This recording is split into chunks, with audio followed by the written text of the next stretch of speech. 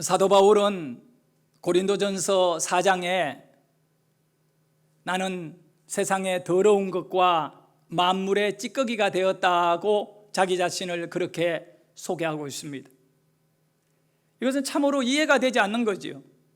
자기의 잘남을 자랑해야 되고 자기의 능력을 많은 사람들에게 드러내므로 존경도 받고 영적 권위도 확보할 수 있는 건데, 바울이 뭐라고 말합니까? 고린도 교회 성도들에게 우리는 세상에 더러운 것이 되었다, 만물의 찌꺼기같이 취급을 당하며 살았다고 말합니다. 여기에는 감추어져 있고 숨겨져 있는 엄청난 영적인 비밀이 있어요.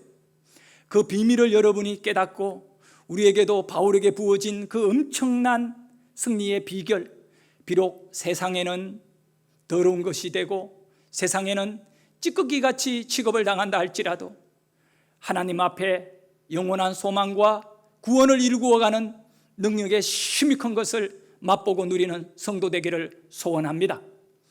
No cross, no crown. 십자가 없이는 멸류관 없다, 이 말이 있는 거예요.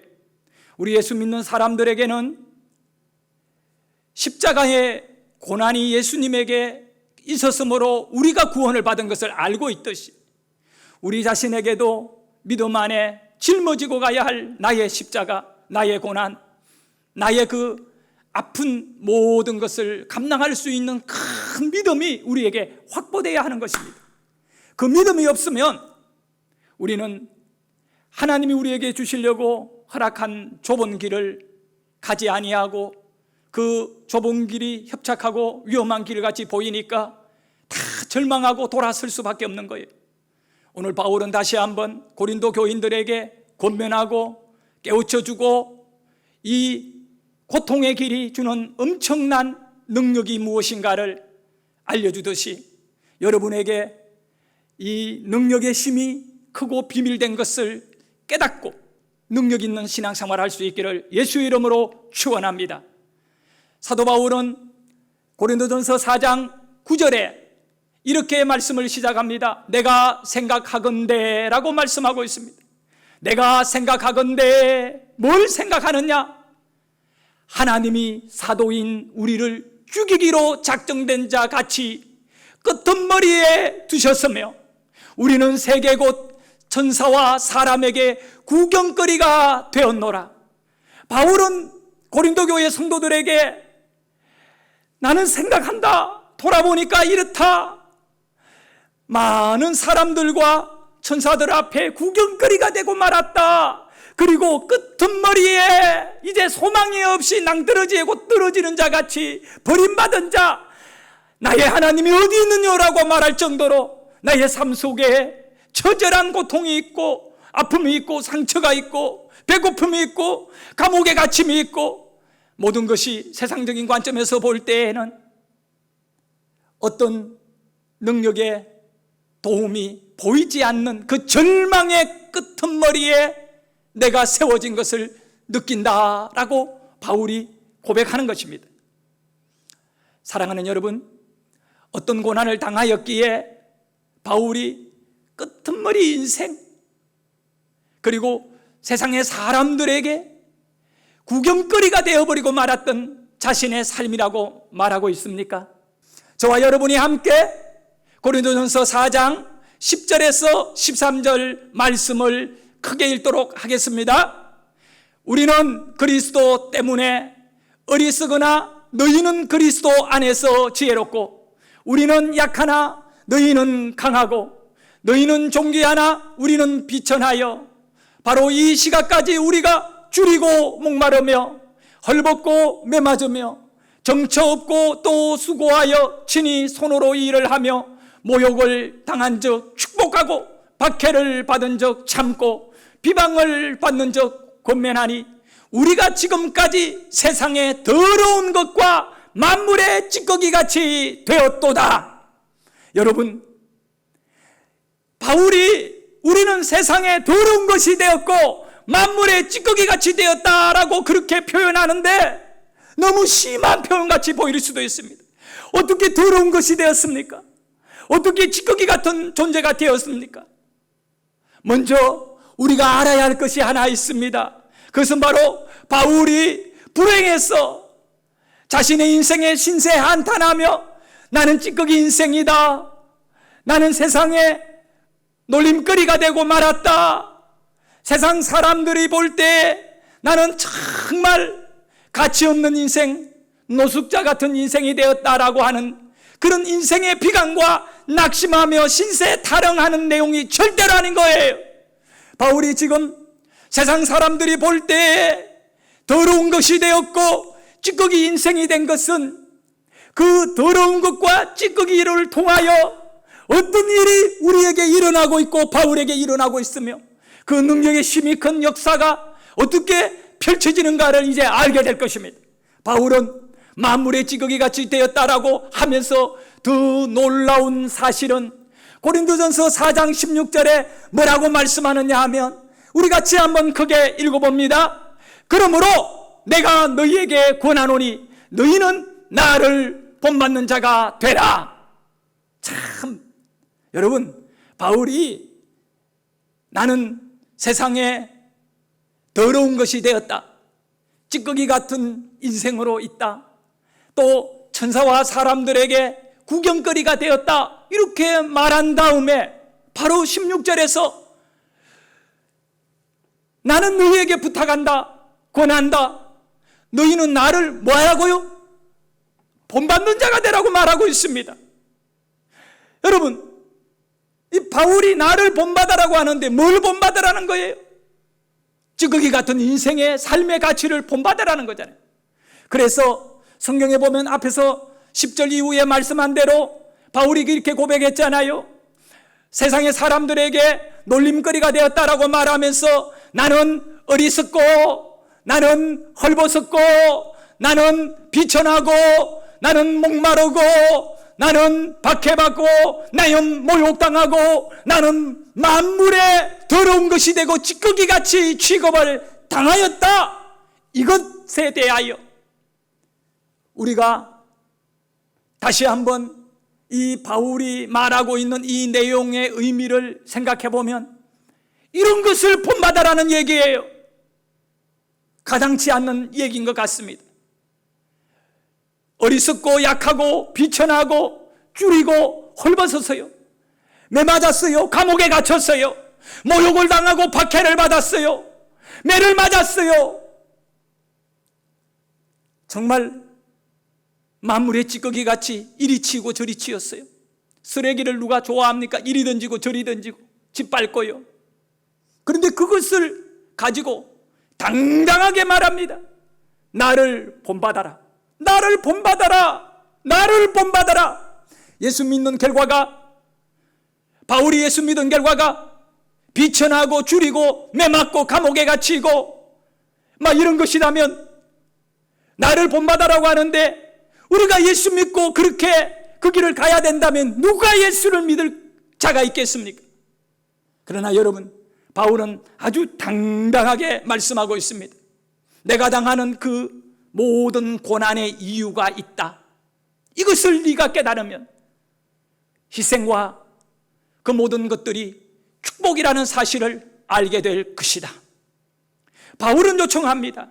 믿음의 진정한 깊은 그 영적인 절정의 봉우리 위로 고린도 교회 성도들을 초청하고 저와 여러분을 그곳에 올라와서 믿음의 높은 위치에서 그 모든 세상의 일들을 내려다보면서 진정한 승리가 무엇인지를 알게 하고 깨닫게 해주려고 하는 것입니다.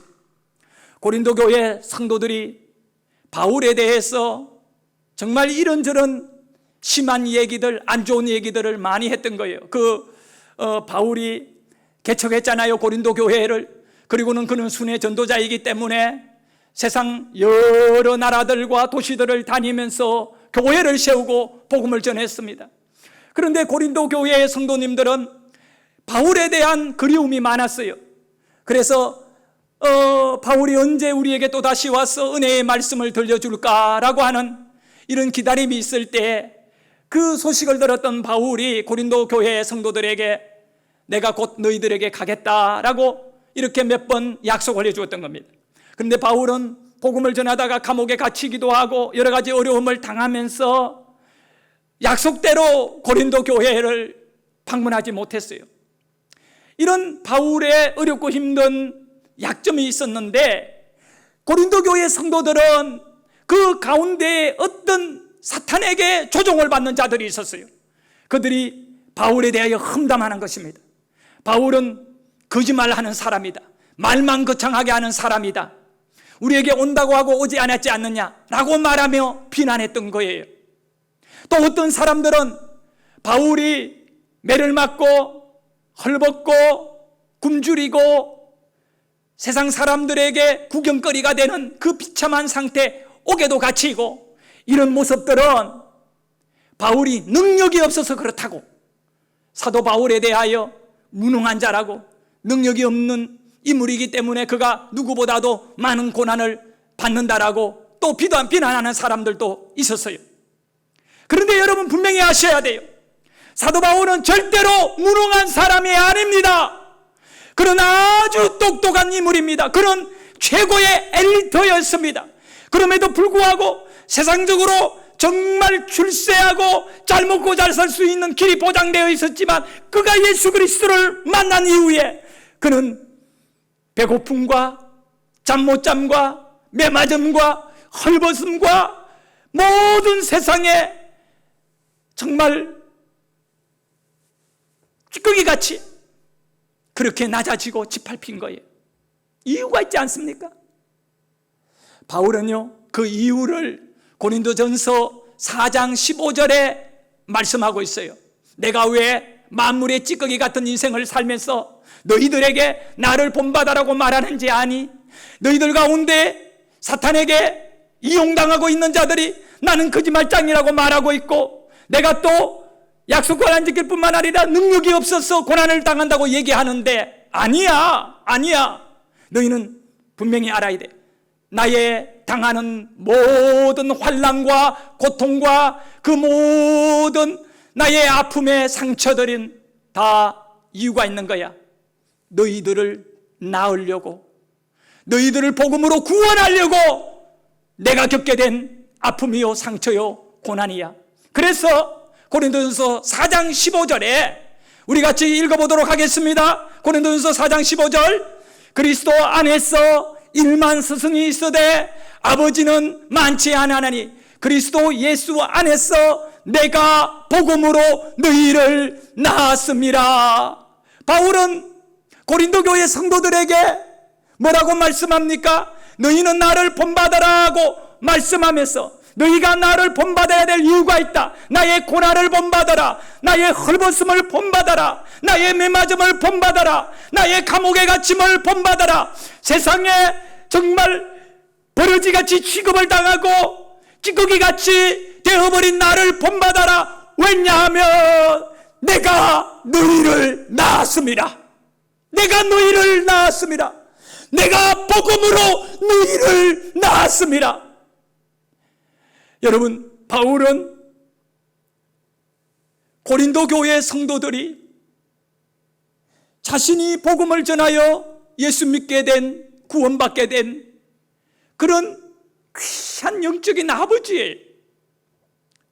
바울이 당한 고통의 원인이 뭐냐? 그들을 구원하려고.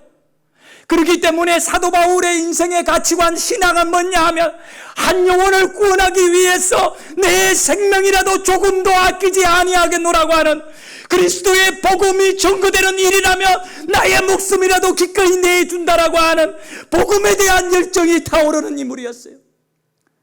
바울의 모든 고통과 그리고 찌꺼기같이 취급을 당하는 그 이유는 영혼을 구원하려고.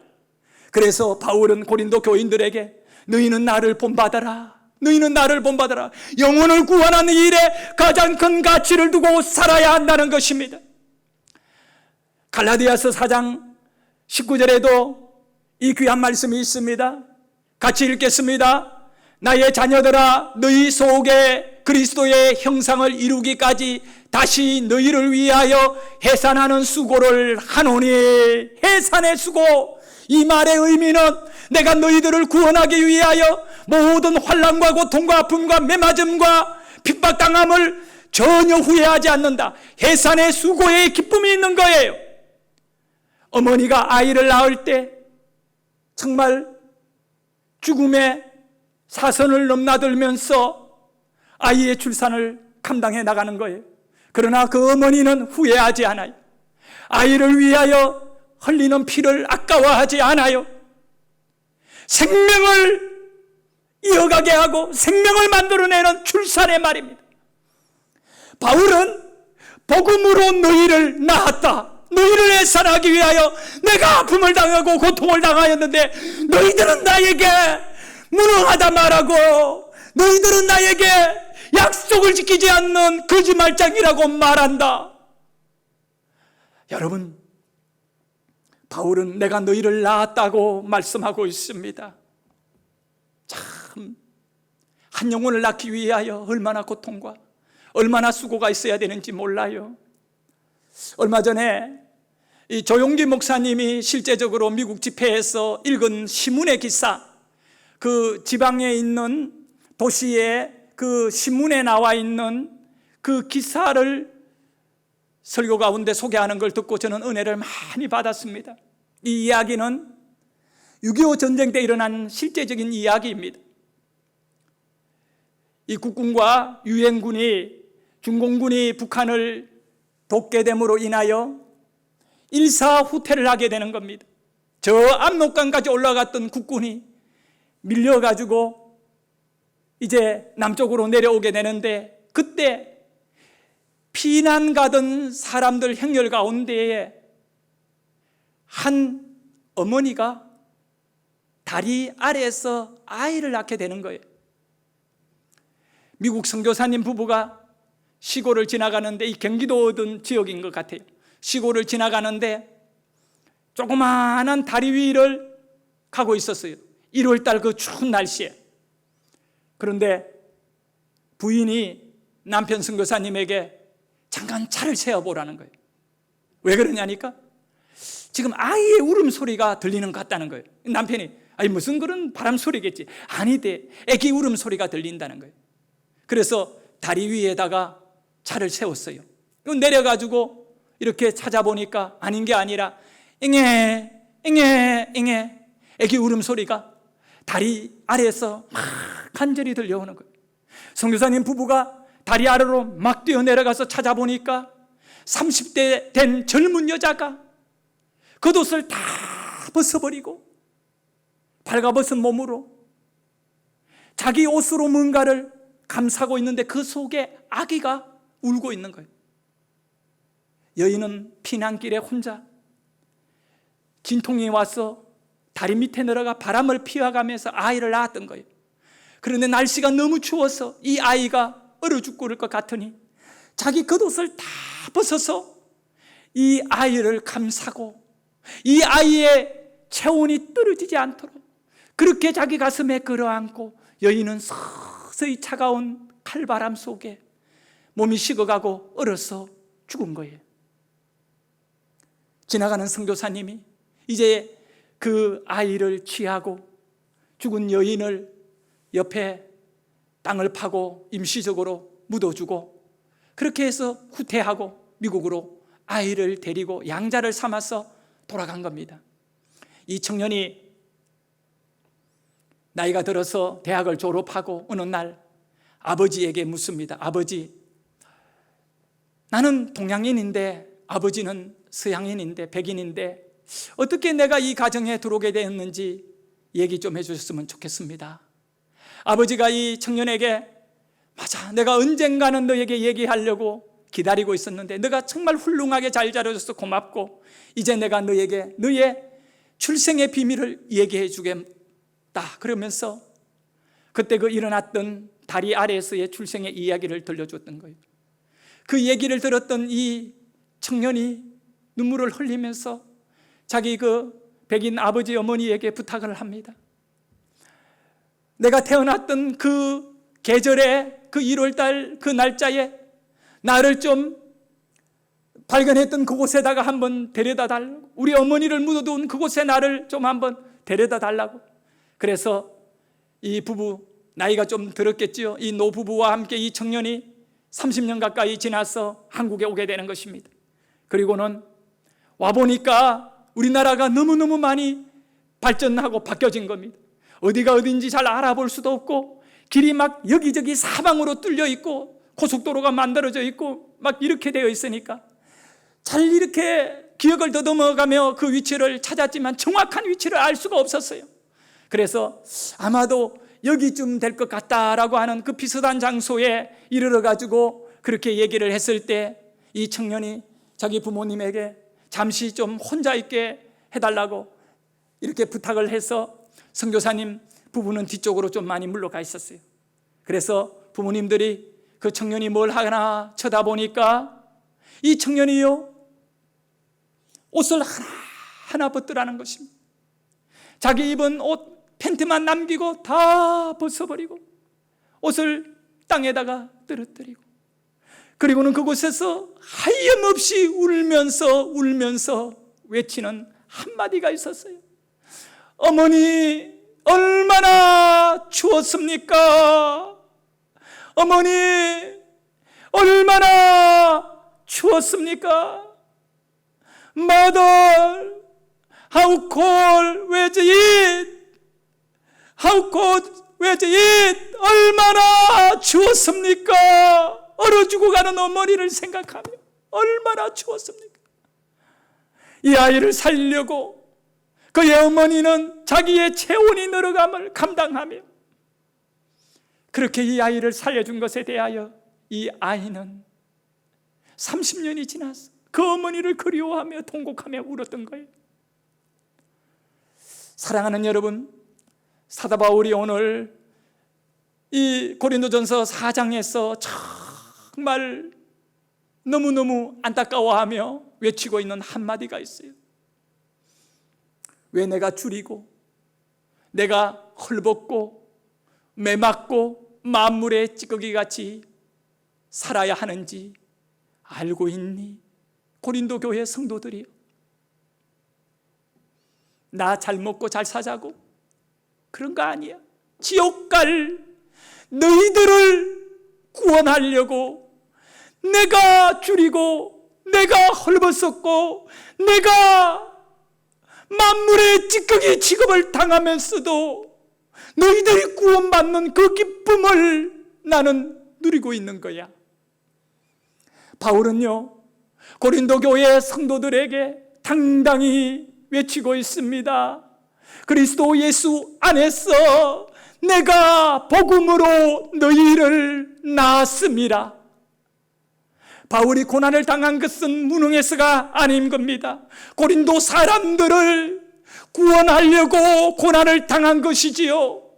바울이 고난을 겪음으로 고린도의 사람들이 구원의 큰 은혜를 입게 된 것 아니겠습니까? 오늘 우리에게도 마찬가지입니다.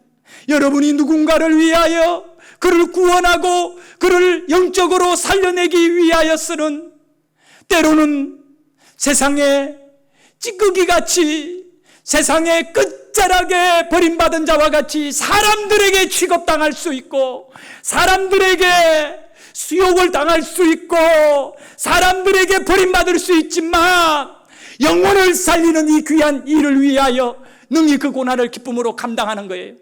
바울이 정말 가슴 아픈 것은 바로 내가 너희들을 위하여, 너희들을 구원하기 위하여 고난을 받는 것을 나를 바라보며 능력이 없다고 말하고 또 약속을 지키지 못한 것을 거짓말장이라고 말하는 거예요. 바울은 로마 권력의 박해나 유대주의자들의 박해가 무섭거나 억울하지 않았어요.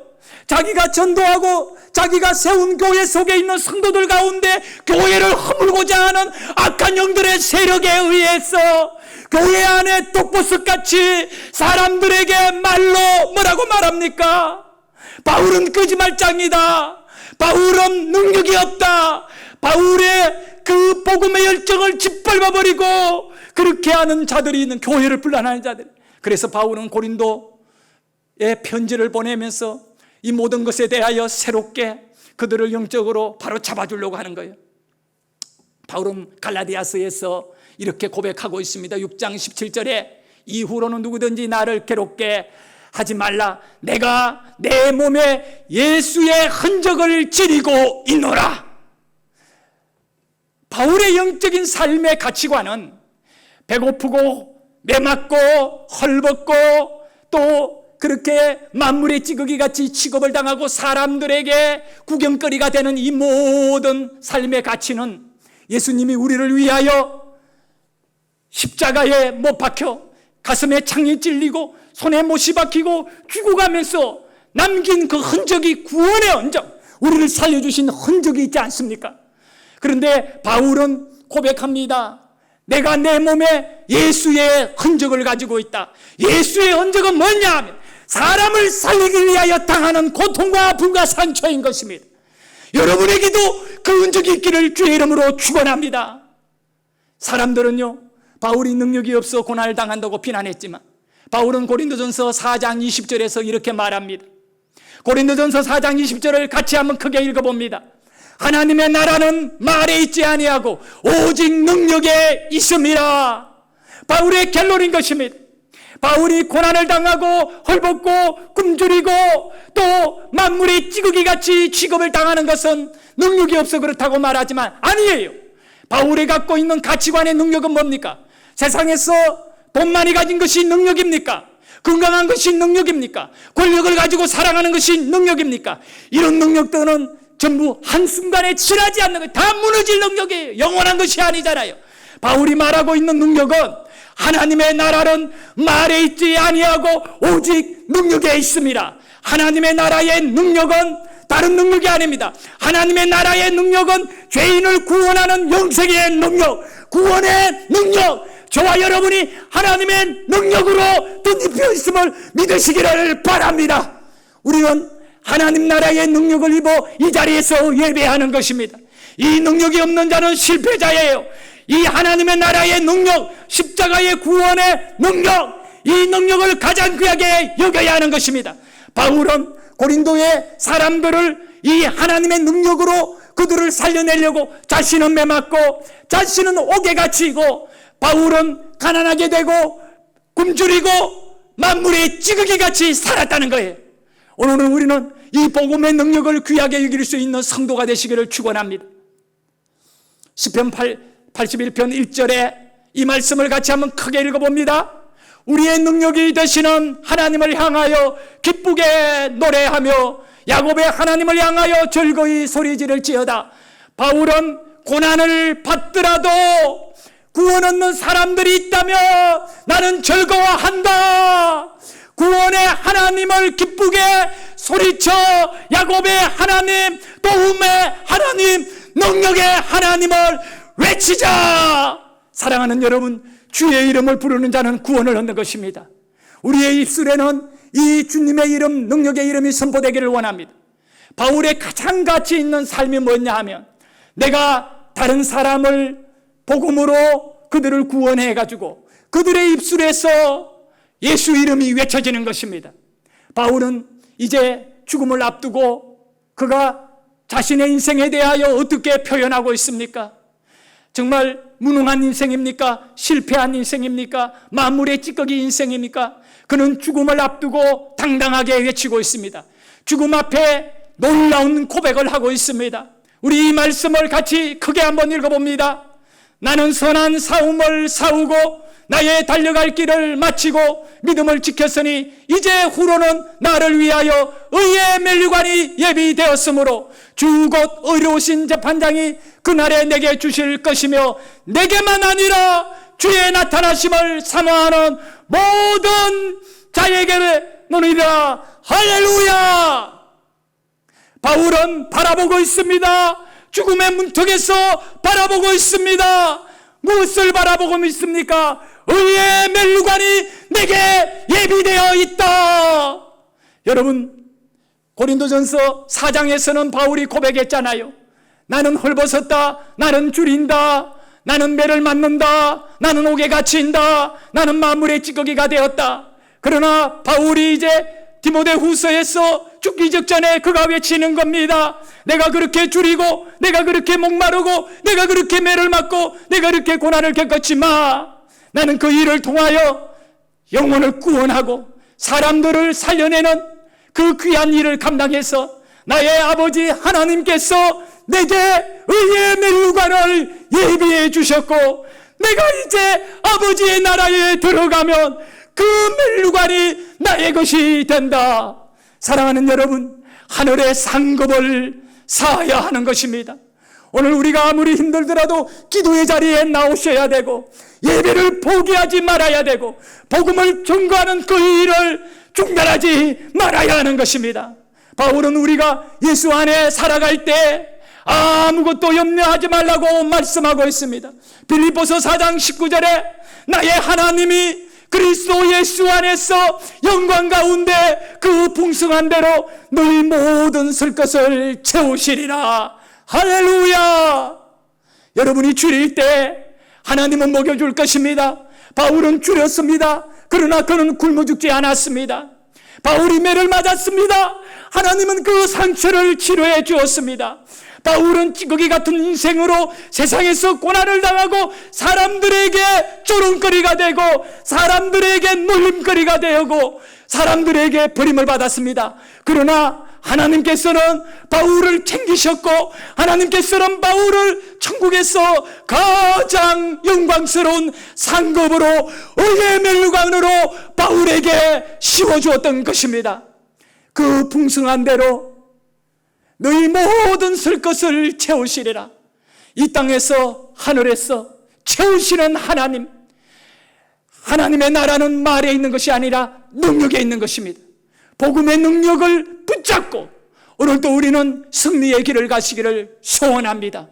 이번 한 주간도 예수 이름이 여러분의 능력이 되기를 원하고, 가장 감동적인 영적인 삶의 주역으로 기도의 자리에서 저와 여러분이 늘 머물 수 있기를 축복합니다.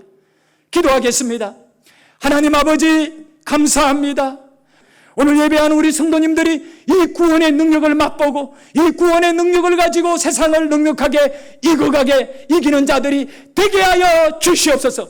질병은 예수의 이름으로 치료되게 하시고, 가난도 예수의 이름으로 물러가게 하시고, 우리의 불신앙도 예수의 이름으로 완전히 떠나가고 충만한 믿음 안에 이르게 하여 주시옵소서. 하나님 감사합니다. 오늘도 주님께 나오며 빈손으로 나오지 않았습니다. 정성을 다한 예물을 구별하여 올려드립니다. 열의 하나를 구별하여 드리는 성도들에게 그 약속의 열매를 따라 살 곳이 없도록 헌도로 차고 넘치도록 채워 주옵시고, 주정의 물과 감사의 물과 그리고 성전 기둥의 물과 일일이 성교의 물, 건축의 물 구별하여 쌓으니 이들의 모든 삶 속에 하나님이 주인 되어주시고 복의 근원이 되어주셔서 넉넉한 승리가 넘치는 은혜가 있게 하여 주옵소서. 예수님의 이름으로 기도하옵나이다. 아멘.